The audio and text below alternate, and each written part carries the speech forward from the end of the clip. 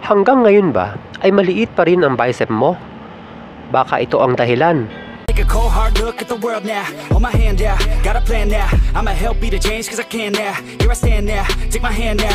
No pain, no gain, no shame. Work hard, play hard, okay. I think I get it now, don't wanna let them down. I'ma take the ground and speak my mind out loud.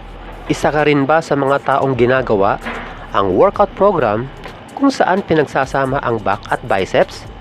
Well, hindi ko naman sinasabing maling pagsamahin ang back at biceps. Ang totoo niyan, isa ito sa mga epektibong kombinasyon sa workout program. Subalit, hindi lahat ng workout program ay umaakma para sa lahat o tinatawag na one exercise fits all. Kaya kailangan mo talagang gawin ang trial and error. Kaya naman, kung sakaling napapansin mo na hindi masyadong lumalaki ang iyong biceps, ay subukan mong paghiwalayin ang back at bicep sa isang program. Sa kadahilanang, maaaring na-overtrain ang iyong bicep sa ganitong kombinasyon.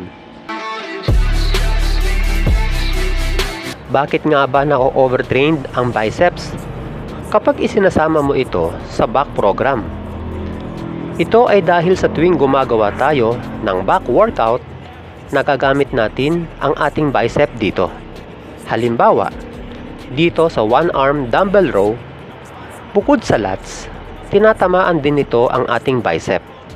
Ibig sabihin, kumukuha din tayo ng lakas mula sa bicep sa tuwing ginagawa natin ang one arm row.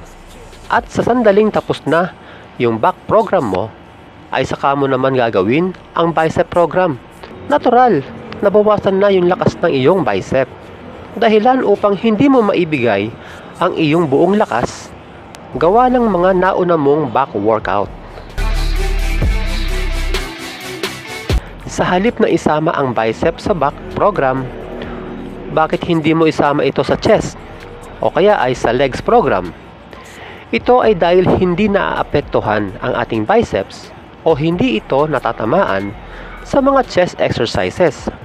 Halimbawa, kahit mag-heavy ka pa sa mga bench presses, pagkatapos nito, ay magagawa mo pa rin ang mga bicep workout ng buong lakas sapagkat hindi naman ito napagod sa mga chest exercises.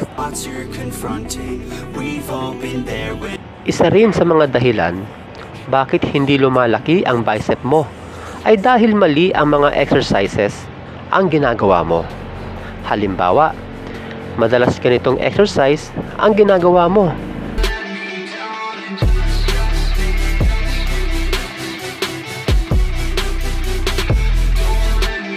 Nakatatlong exercises ka na, pero hindi mo alam na puro short head muscle lamang ang mga tinatamaan niyan. Para sa inyong kaalaman, ang bicep ay binubuo ng dalawang heads, ang short head at long head muscle. Halos karamihan, lalo na ng mga baguhan sa gym, puro short head muscle ang tinatamaan sa kanilang bicep workout. Nakalimutan o hindi talaga nila alam yung mga exercises para sa long head muscle na siyang dahilan ng pagtambok ng ating bicep, gaya ng drag curl at incline dumbbell curl.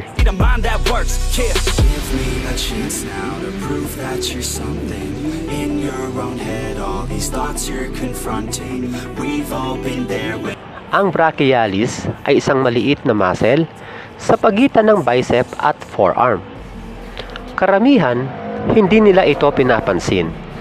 Pero alam nyo ba na kapag ang maliit na muscle na ito ay napalaki nyo, itutulak nito ang long head muscle.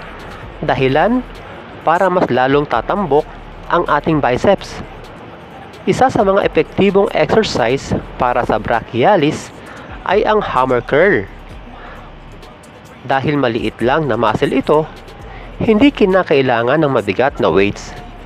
Kontrolin sa paggalaw kung saan makakagawa ka ng 12 to 15 reps kada set. Proper form, proper form, proper form. Madalas ninyong marinig dito yang salitang yan. Hindi talaga lalaki ang iyong bicep kung mali ang form mo dito.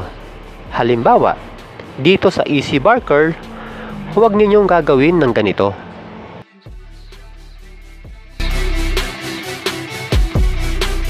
Malayo ang siko sa gilid ng katawan o nakabuka ito. Nagsiswing ang siko. Inaangat ang balikat. At ang pinakasikat na pagswing ng katawan. Iwasang gawin ang mga yan. Sa halip, tumayo ng tuwid, ilapit o halos idikit ang siko sa gilid ng katawan. Gawin ng full range of motion. Kumuha ng bigat kung saan hindi magsiswing ang iyong siko at katawan. Gawin ito ng kontrolado. Tandaan na ang paglaki ng muscle ay hindi nakukuha sa paramihan ng exercise o dapat ay araw-arawing gawin ito. Sapat na ang 2 beses kada linggo na workout sa biceps nang may pagitan ng 2 hanggang 4 na araw bago ito uliting gawin. Dahil kapag inaraw-araw mo ito, mauuwi ito sa overtraining, gawa ng kawalan ng muscle recovery. At kapag hindi nakarecover ang ating muscle, natural, walang paglaki ito.